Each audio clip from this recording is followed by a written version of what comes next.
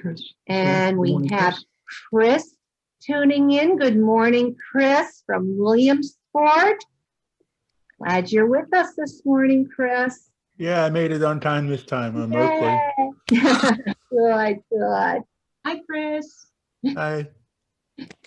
Okay, what a wonderful group this morning. Welcome, everybody. And I'm so happy that we have Jay here with us this morning. Jay is beginning his residence project or program with SVES. And so we're looking forward to the next 6 months of Jay leading us, learning with us, and us learning with Jay about our potential and what SVES, has, as our community, what we can do as we move into the future and just build and become stronger. So was there anybody, maybe one of the board members that had a Penny? Yes. Yeah, would you like to say a few words? Yes, I would really like to welcome Jay. I appreciate the fact that he is willing and courageous enough to start this new path with us. And, I see wonderful things happening, and I am hoping that it is enriching for you, Jay, as it will be for us. And also, I truly look forward to the poetry of Jay Hooper. Namaste. Great. Thank you, Penny. Thank you very much. Okay, Jay, first of all, are you going to need share screen at all? No, I've kind of shifted the way that I normally do things. I kind of have been pondering on some things, and I figured I'd take a different approach that many of you have not seen me do before in a long while. Oh, I'm excited. Okay. So I'm going to do what I normally do to open things up, if that's okay. And of course, I'm sure these are all things that we will be exploring as we move through the process with you. But I'll stick to what I've been doing until we decide we're, gonna do something different. Okay, so why do we gather? We gather in community to deepen our sense of the meaningfulness of life, to shine light on the ideas with which we guide our choices, to give us courage to take the higher ethical path, and to get to know one another over time in appreciation of each one's unique and incomparable worth. And again, I want to welcome everyone, whoever you are and wherever you are in your own journey. You are welcomed here. Just a few announcements. Next Sunday, we have a special guest, Elise Ambrosi. Am I right, Jay? Is it Ambrosi? Ambrose. Okay, Elise Ambrose. And Elise, totally just creative, energetic soul. And she had done a short YouTube video last week that I fell in love with. And it was like, yes. And Jay said, you need to get her to come and talk to you. So she's coming next Sunday. She's going to, it's going to be a little different. It's more of a facilitating program that she will, be doing with us. So there's going to be a lot of, conversation taking place. And I just hope everyone, can join us. And the topic is intentional community. And I look forward to seeing what Elise has in store. And then on Sunday, the 31st, there is the All Society platform program that all 25 societies are going to be attending, representation from all of them.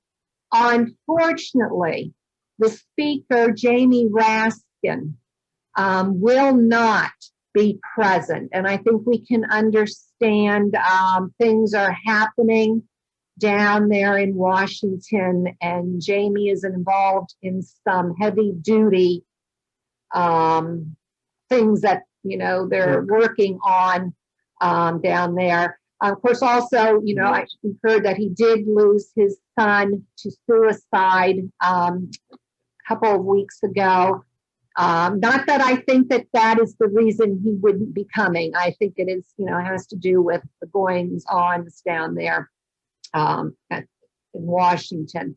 But the program that the society has in store, the title is Replacing Magical Thinking with Rational Discourse. How can free thinkers help restore democracy? So it sounds intriguing. There's going to be music. There's going to be, you know, a lot of things taking place. So that will be, I know it's a Sunday that we do not normally meet.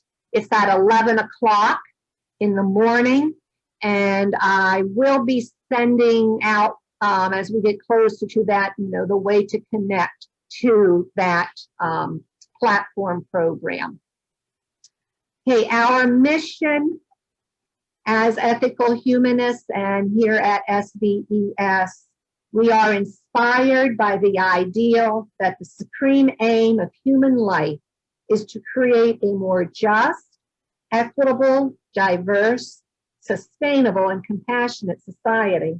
We assist one another in developing ethical ideas and ideals, and to cultivate ethical behavior in the community around us. Our commitment is to honor the worth and dignity of every human being, and to treat each human being so as to bring out the best in them, and in so doing, bring out the best in ourselves. And with that, I'm going to once again introduce Jay, our friend, our traveler with us on our journey. And again, as Penny said, we hope that we enrich Jay as much as we know we're going to be enriched by having Jay with us. So Jay, it's all yours. Awesome. Thank you. Thank you to this wonderful community. I'm so always glad to be here, as I say, at the Valley. And it is always good to be in the Valley. Both places are important to me, and no matter where, as long as I'm in the vicinity of your company, I really appreciate it. And this congregation has made me, and this community has made me feel absolutely very held in many ways, more than one. I also want to, because of course I know this does go on our online community via Facebook. I just also want to welcome those who get a chance to view this after. Of course, you are missed, but we do ask you to participate at 9:30 with us and join us and get into this space and get into this vibe. And I truly welcome you to a topic close and dear to me. This topic often that arises is very interesting and very close and probably dear more than ever. But we're going to talk about healing. I thought for a moment about what I could say, what I could do. How many creative ways could I go about making healing happen? How many ways could I introduce the idea of healing? And so I decided to pause. And I said, let me take a step back. And let me take a step back because I normally would put us through a series of exercises and practices. And I figured maybe for this moment, healing would just be in the listening. it would be in the listening today. And so I decided to give you what often would be considered the conventional style of a platform. And I find no other way than to do this, than to share a few things that I have written. And of course, be prepared because I probably will rip.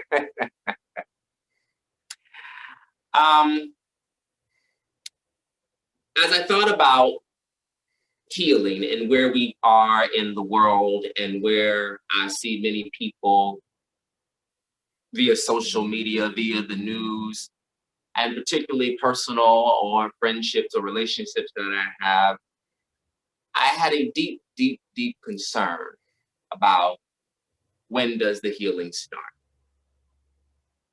It has been a conversation amongst the new emerging administration that we are now moving into a time to heal. And as optimistic as it may sound, we forget sometimes how healing is not easy. We assume that healing is probably a picture perfect image of health.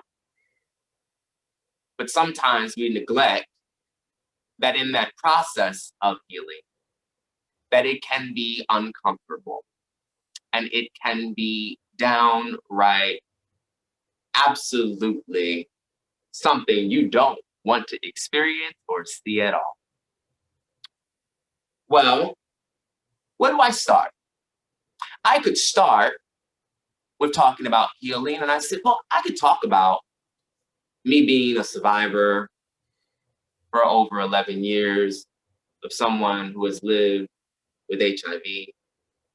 I could talk about my dog and how recently I had to take her to the vet multiple times, only to still deal with the same situation of her constantly regurgitating her food. I also thought, I could talk about the systemic issues in our world and how we need healing politically and socially. And I figured any of those things would be quite great entry points. They would give us enough space to, in many ways, practice what we feel comfortable engaging with as it relates to healing. Now, today, I won't make you a miracle worker. I guarantee you that. There's no way that I'm going to sit back and tell you to open the eyes of the blind. There are no ways that I'm going to tell you to sit back and actually make some kind of withered hand turn into an actual functional hand. I'm not going to tell you to try to throw somebody's walker aside and tell them to walk. This is not that kind of stuff. Though I have been in those spaces in years past, in long years past. And healing is not a gimmick. It is not a catchy slogan. It has some deep rooted and seated work that is required. And so recently I shared a post that actually went viral and was shared across the Interfaith Youth Corps' Wave link, and they shared it across Twitter and so on and so forth. And I recently had written that I have been grieving on and off. And sometimes my grief is far and in between, and especially regarding the transition recently of my departed father.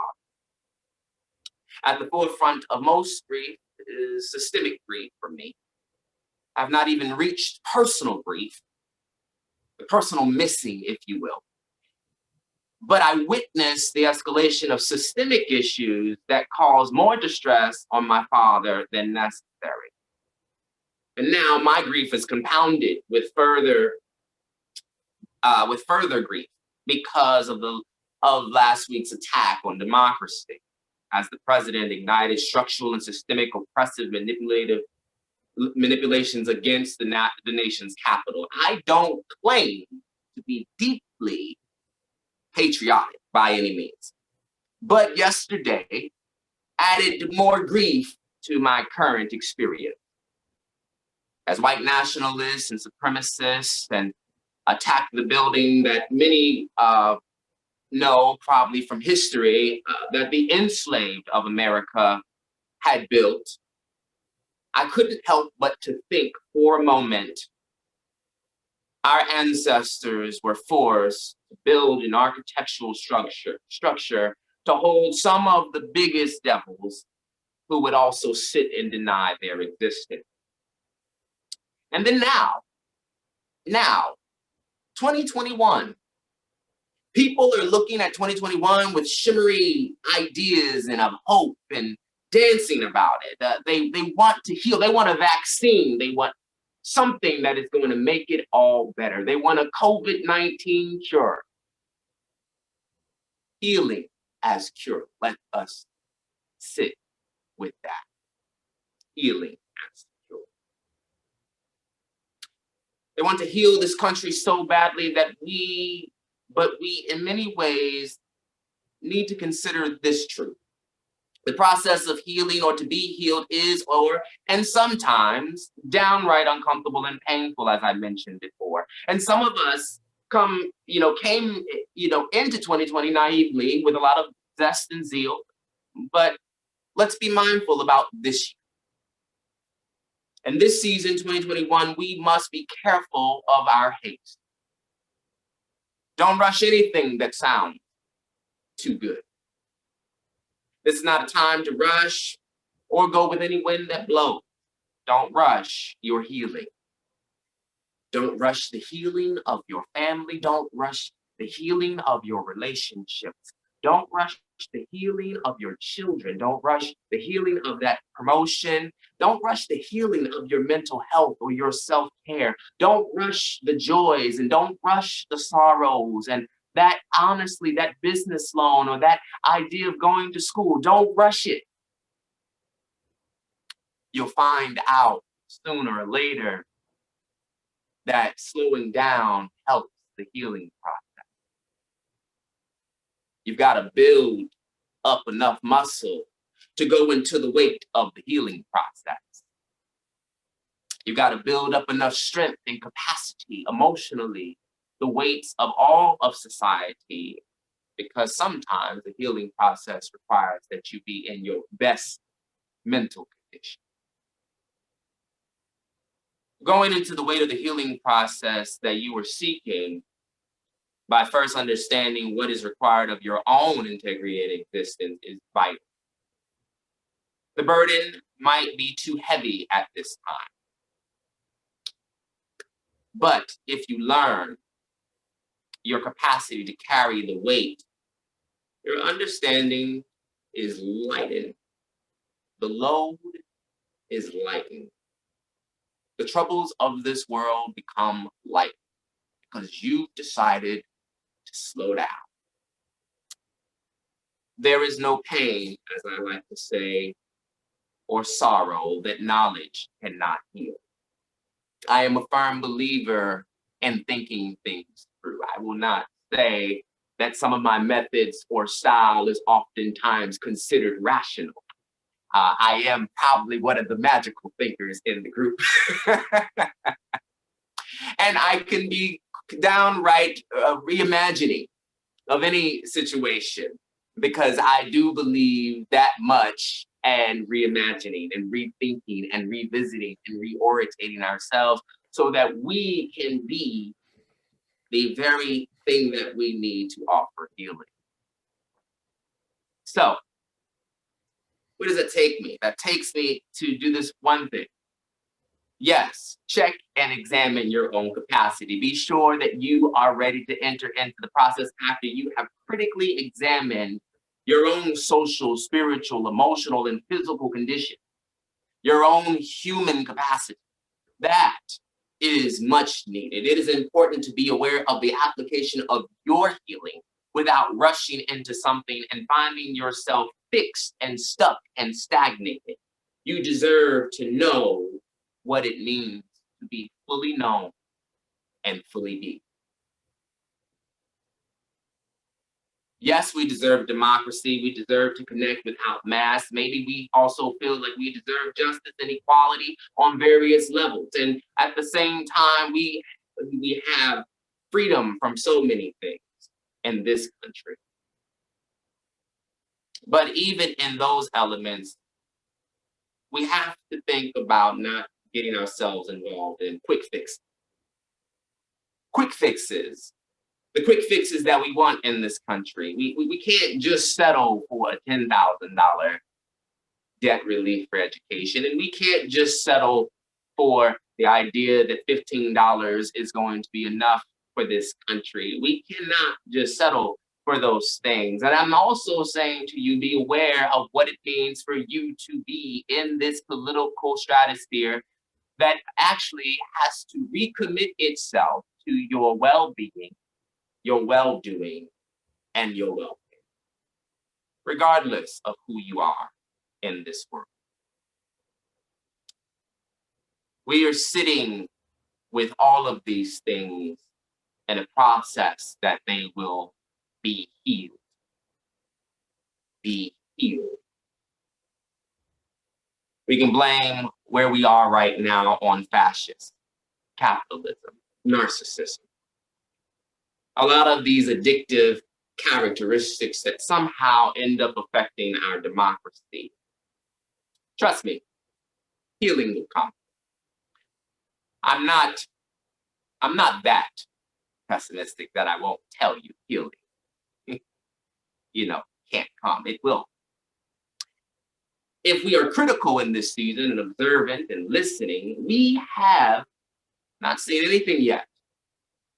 And we need to get prepared for some of the symptomatic developments as we move further into healing. We need to practice better responses. We need to get into better relationships, get in tune with each other, as well as we get in tune with each other, get in tune with ourselves.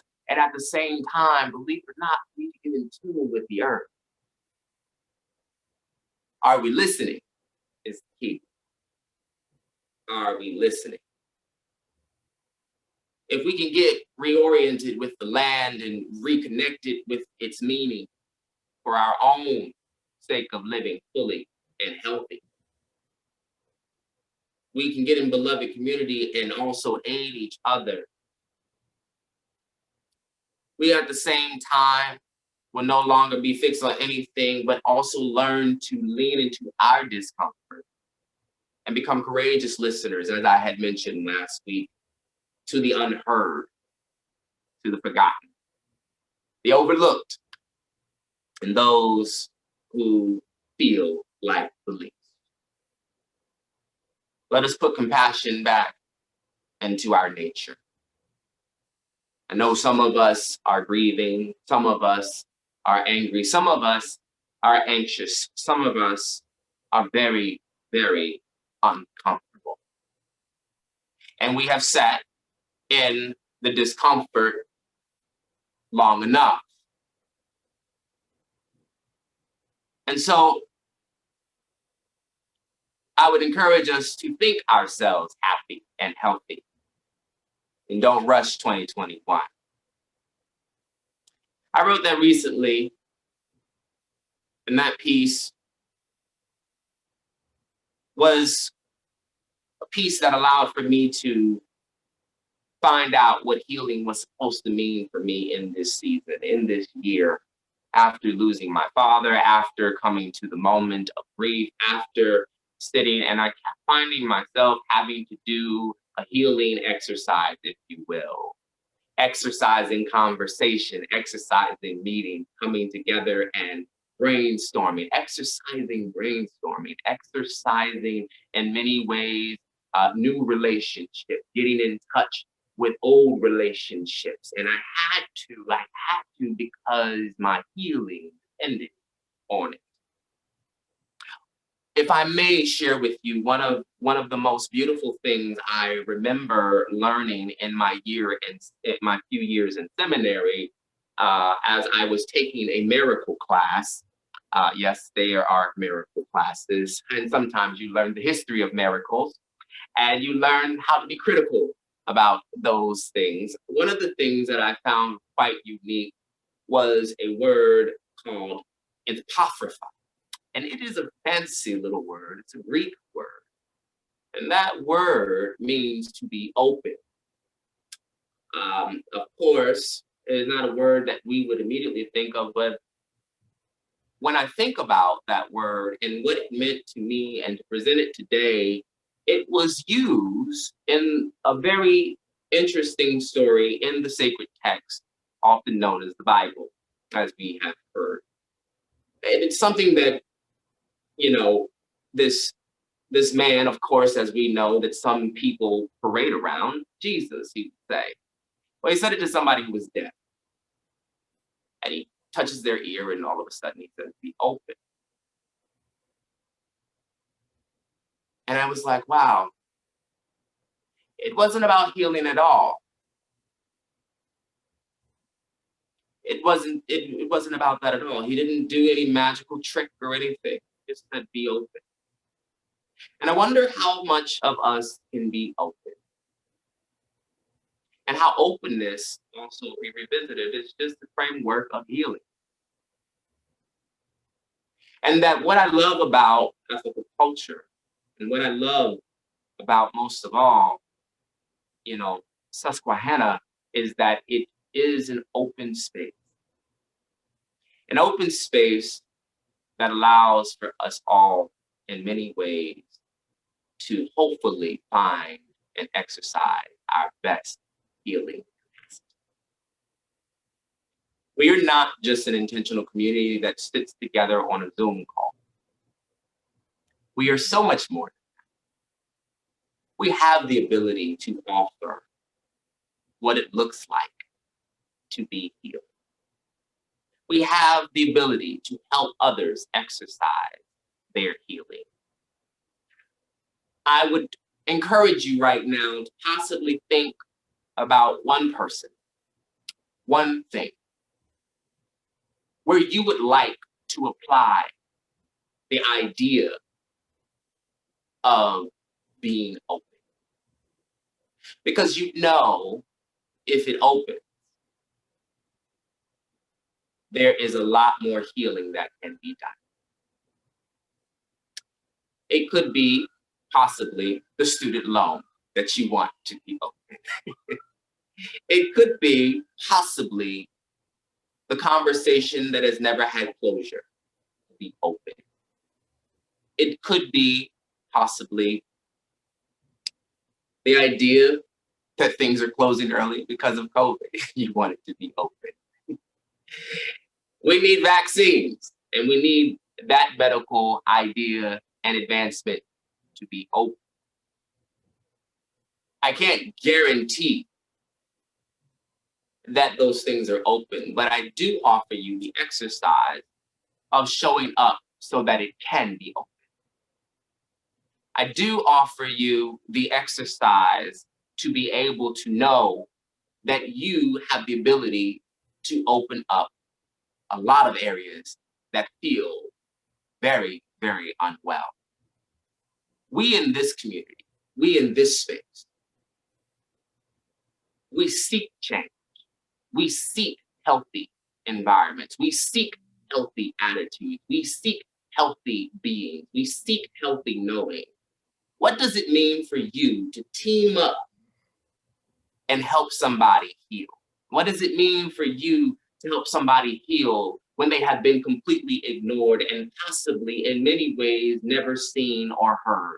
What does it mean for you to step up for those in the queer community to actually affirm their pronouns and not get frustrated? What does it mean for you to sit back and actually show up for the person that you haven't seen in maybe months in this space, but actually gave them a phone call and reached out to them?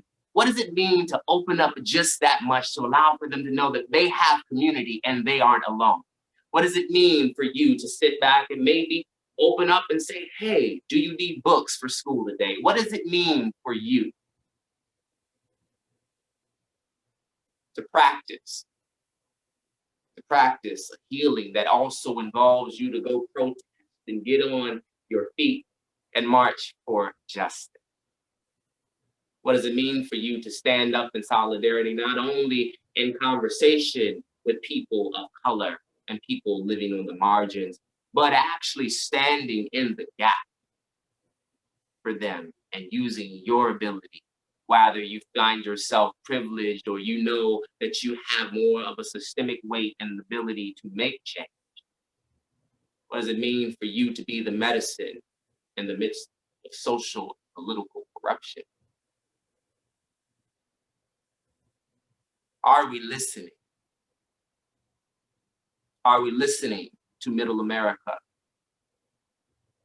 and the fact that there is still a conversation, not about injustice that needs to be had, but of their own social well-being? Have we asked them why they still don't feel heard?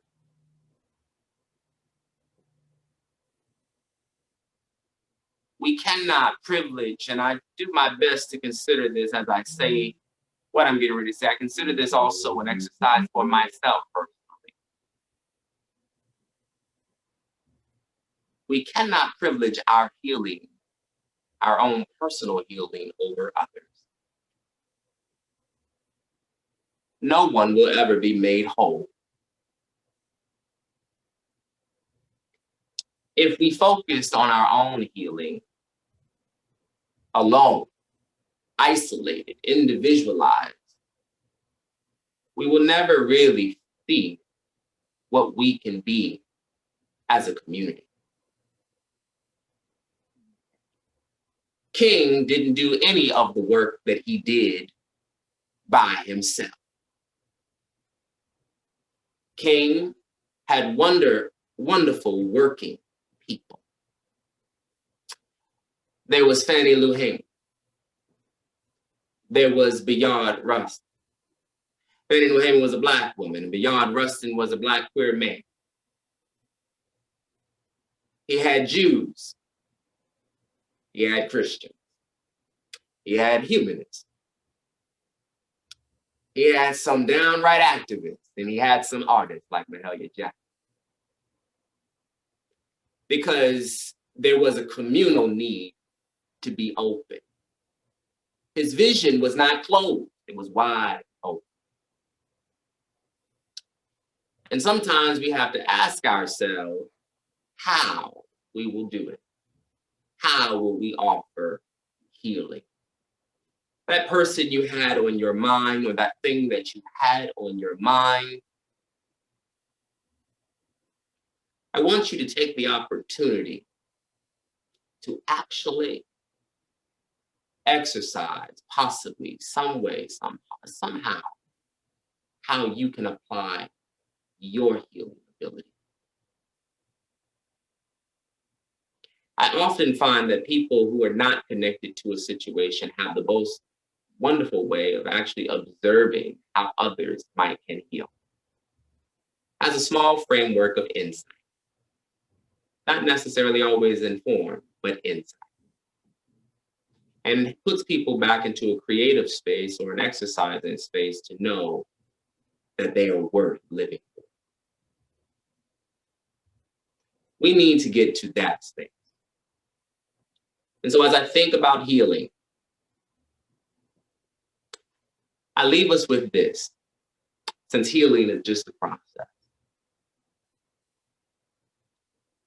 As a person who has lived for over 11 years with HIV and taking a pill a day, the question has always been, when is the cure coming? I never, since my diagnosis, ever worried or thought about a cure.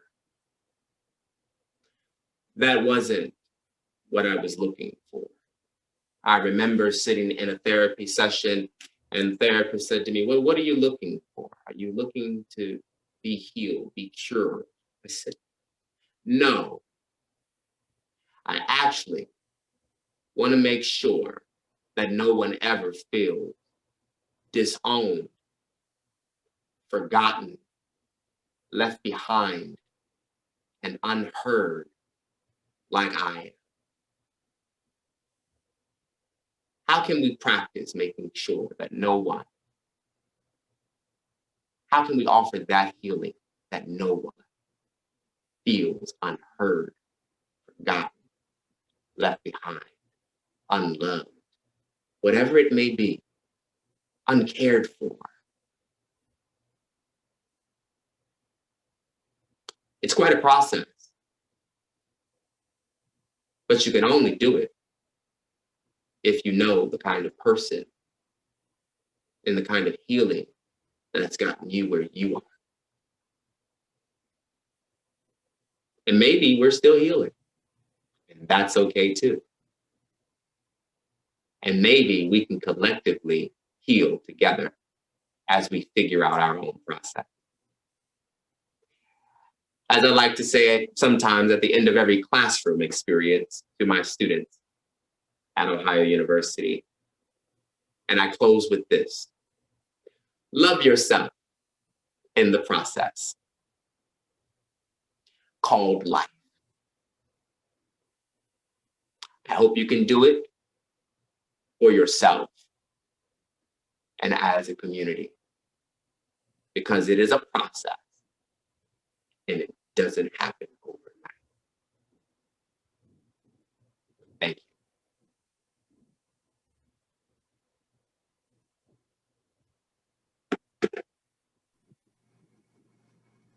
Thank you, Jay. Thank you very much. Lots of thinking going on, just, yeah, the healing. And I'm sorry, the sun now is just right in my face. Oh. The sun appeared, Jay. Right as you ended, Jay. Right as It's you perfect ended, timing. it just opened up. It opened. Vitamin D is a COVID killer. So That's it's for hitting you. sure. Yes, yes. Jay, would we like to open it up for It some is open. discussion? Of course, this is openness, right? Right, right. Exactly,